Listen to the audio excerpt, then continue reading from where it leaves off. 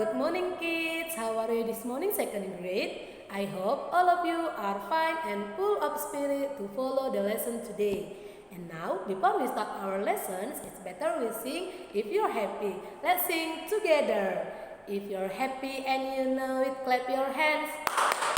If you're happy and you know it, clap your hands. If you're happy and you know it and you really want to show it, if you're happy and you know it, clap your hands.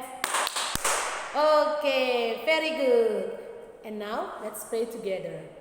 Let us pray. Dear Almighty God, thank you for your blessing until this time. Now we want to study. Please open our heart and our mind to receive the lesson well. Bless our teachers, our parents, and all of us. Forgive us for all our sin. Thank you God. Amen. Oke anak-anak, selamat belajar ya. Ingat untuk menonton video pembelajaran dari awal sampai akhir. Dan tugas yang akan Miss berikan harus kamu kerjakan.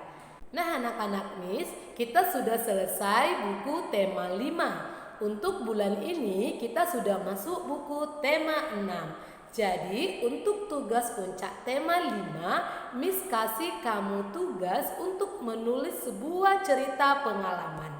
Kamu bisa tuliskan pengalaman yang menyenangkan ataupun pengalaman yang kurang menyenangkan yang pernah kamu alami. Kamu boleh tulis di kertas double folio ataupun kertas HVS. Setelah kamu tulis, jangan lupa kamu hias pinggir-pinggir kertasnya supaya itu menjadi nilai puncak tema anak-anak Miss semuanya.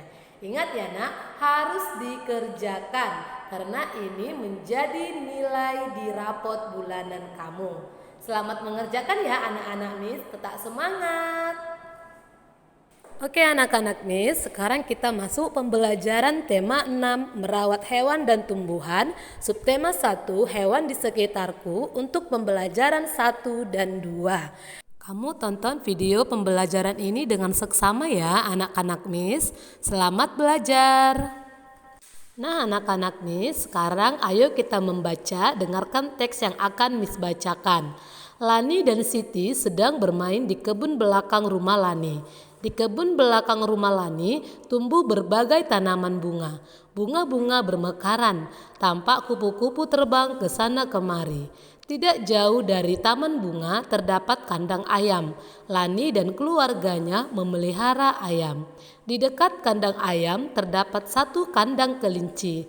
Lani juga memelihara kelinci. Demikianlah isi bacaan teksnya. Nah anak-anak nih, sekarang coba kita lingkari huruf kapital yang digunakan pada teks tadi. Sudah belajar kan nak, huruf kapital adalah huruf besar. Dalam menggunakan huruf kapital, biasanya itu ditulis di awal kalimat.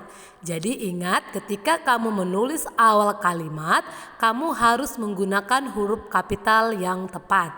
Selain itu, huruf kapital juga dipakai untuk menulis huruf pertama pada nama orang. Selain itu, huruf kapital digunakan untuk menulis apa lagi ya anak-anak Miss? Iya, huruf kapital juga dipakai untuk menulis huruf pertama pada nama bulan dan hari.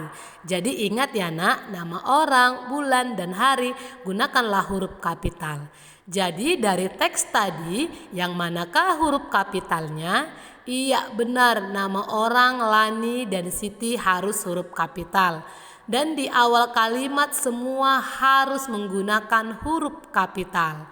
Jadi jika ada juga hari dan tanggal, gunakan huruf kapital. Di sini ada cara penggunaan huruf kapital yang benar. Jadi ketika anak-anak Miss Nopi nanti menulis sebuah cerita pengalamanmu, jangan lupa gunakanlah huruf kapital di awal kalimat. Jika kamu menggunakan nama orang, nama hari, bulan juga harus menggunakan huruf kapital. Nama tempat juga huruf kapital ya nak. Jadi di sini sudah ada alfabet A sampai Z. Kamu perhatikan dan lihat penggunaan huruf kapitalnya. Selanjutnya, ini ada cara penulisan huruf tegak sambung untuk huruf kecil. Ya nak ya, coba kamu lihat bagaimana cara penulisan A, B, C sampai Z dengan benar. Jadi anak-anak Miss di rumah coba latihan menulis indah menggunakan huruf kapital dan huruf kecil. Penggunaan huruf kecil harus kamu perhatikan bagaimana cara menulisnya. Bisa ya anak-anak Miss, silahkan latihan di rumah cara penulisan huruf kapital dan huruf kecil yang benar. Mengerti ya anak-anak Miss semua? Selanjutnya ini ada lagu Ayamku ciptaan A.T. Mahmud. Kamu ikuti lagunya di rumah.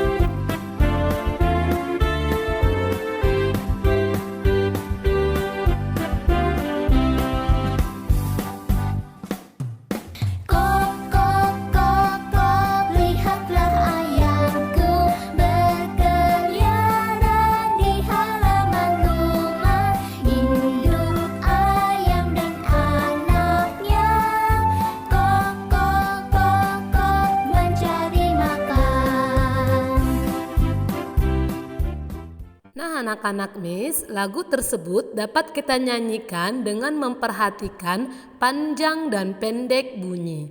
Bunyi panjang itu ditandai dengan lambang seperti ini ya nak, garis panjang. Dan bunyi pendek itu ditandai dengan titik bulat besar. Jadi mari kita tentukan mana bunyi yang kita nyanyikan panjang dan pendek. Masih ingat kan nak bagaimana cara menentukan bunyi panjang dan pendek? Yang pertama kita lihat adalah notasi angkanya. Jika ada garis di atas notasi angka, maka dia bernilai setengah ketuk. Jadi itu kita nyanyikan dengan bunyi pendek. Segera kita beri lambangnya. Sedangkan untuk notasi angka yang tidak memiliki garis di atasnya tapi diikuti satu titik di belakangnya itu bernilai 2 ketuk ya nak. Jadi kita beri lambang bunyi panjang. Nah, untuk angka yang tidak memiliki garis di atasnya dan tidak diikuti tanda titik di belakangnya, maka ini bernilai 1 ketuk. Maka kita nyanyikan juga dengan bunyi yang panjang. Sampai sini bisa dipahami ya anak-anak Miss cara menyanyikan lagunya. Seperti itu ya anak-anak Miss. Selanjutnya mari kita pelajari mengenai tata tertib. Tata tertib yang harus dipatuhi di sekolah Lani contohnya ialah mengerjakan tugas sekolah, mengumpulkan tugas tepat waktu, dan datang ke sekolah tepat waktu. Ini adalah contoh tata tertib di sekolah Lani. Dan bagaimana tata tertib di sekolah kita anak-anak? Masihkah kamu ingat? Iya, contoh tata tertib di sekolah kita bisa yang pertama, datang ke sekolah tepat waktu ya nak sebelum pukul 7.15. Dan yang kedua ialah memakai sepatu berwarna hitam. Dan yang ketiga memakai sabuk atau ikat pinggang juga yang berwarna hitam. Ini adalah beberapa contoh tata tertib yang berlaku di sekolah kita. Selanjutnya kita akan belajar mengenal macam-macam alat ukur berat yang baku ataupun sering disebut dengan timbangan. Apa-apa saja ya alat yang bisa kita gunakan untuk mengukur berat suatu benda? Iya, kita bisa menggunakan timbangan kue. Timbangan kue ini contohnya seperti pada gambar berikut ini. Timbangan ini dapat kita gunakan untuk mengukur bahan-bahan kue. Contohnya tepung, telur, gula pasir, mentega, dan lain-lain. Hasil timbangannya itu ditentukan dari angka yang ditunjuk pada jarum timbangan. Jadi jika ingin mengukur benda-benda yang berukuran ringan, kalian dapat menggunakan timbangan kue. Ini ada di warung-warung biasa sekitar kita ya nak. Jadi untuk melihat beratnya dapat kita lihat pada angka yang tertera. Selanjutnya ada timbangan pasar. Ini adalah gambarnya. Coba kamu lihat jika kamu pernah menemani ibumu belanja di pasar, maka para pedagang biasanya ada yang menggunakan timbangan pasar seperti ini ya nak. Timbangan ini biasanya digunakan untuk toko kelontong ataupun pasar. Contoh yang dapat kita timbang menggunakan timbangan ini ialah telur, beras, sayur-sayuran, buah-buahan, dan yang lain-lain. Hasil pengukurannya ditentukan dengan melihat jumlah anak timbangan yang ditentukan. Dan selanjutnya ada juga timbangan digital. Ini adalah gambar timbangan digital. Timbangan digital ini biasanya ada di pasar swalayan untuk menimbang buah, sayur, daging, dan lain-lain. Hasil pengukuran ditentukan dari angka yang ditunjukkan pada layar timbangan. Jadi jika kamu melihat ada seperti ini namanya adalah timbangan digital. Dapat dimengerti ya anak-anak Miss. Jadi penggunaan timbangannya ini tinggal kamu letakkan buah-buahan di atasnya, kemudian lihat angka yang tertera. Dan yang selanjutnya ada juga timbangan duduk. Timbangan duduk ini digunakan untuk menimbang benda yang berat seperti sekarung beras, sekarung jagung, atau benda-benda lainnya. Jadi timbangan duduk dapat kita gunakan untuk mengukur benda yang ukurannya berat. Selanjutnya ada timbangan gantung. Bagaimana Miss timbangan gantung? Ini ada contoh timbangan gantung. Nah anak-anak Miss, pernah kamu lihat timbangan gantung seperti ini nak? Iya, ini adalah gambarnya. Timbangan gantung seperti ini biasanya digunakan untuk menimbang benda dengan cara digantung. Timbangan ini biasanya juga digunakan untuk menimbang balita di posyandu. Jadi dapat dimengerti anak, jika ada gambar seperti ini dinamakan timbangan gantung. Dan contoh timbangan lainnya adalah timbangan emas atau sering disebut juga timbangan neraca.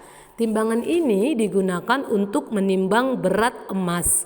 Bisa kita jumpai di toko-toko emas. Dan yang selanjutnya ada juga timbangan badan. Ini ada di UKS sekolah kita ya nak. Nah timbangan badan ini seperti pada gambar berikut ini. Jadi timbangan badan ini digunakan untuk menimbang berat badan manusia.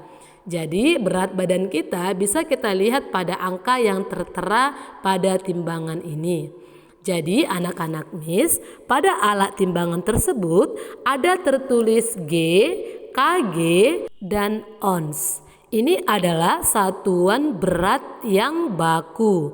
G itu berarti gram, kg itu berarti kilogram, ons itu bisa disebut juga sebagai hektogram atau Hg. Besok Miss akan ajarkan 7 satuan berat, hampir sama seperti 7 satuan panjang. Jadi ini dulu pelajaran kita hari ini, silahkan dipelajari lagi di rumah. Dan jangan lupa alat ukur yang kita gunakan untuk mengukur berat-berat benda yang tadi sudah Miss jelaskan. Bisa ya anak-anak? Okay kids, to close our meeting for today, let's sing goodbye, goodbye. Goodbye, goodbye, goodbye, goodbye, goodbye, goodbye students. See you, see you, see you, see you, see you, see you students. Let us pray. Dear Almighty God, thank you for your blessing until this time. Now we have finished our lesson and we want to continue our activities again. Please bless us, bless our teachers, our parents, and all of us. Forgive us for all our sin. Thank you God. Amen. Oke anak-anak, selamat belajar. Tetap semangat dan jangan lupa untuk menjaga kesehatan dimanapun kamu berada. Gunakan masker dan rajin mencuci tangan. Oke kids, bye.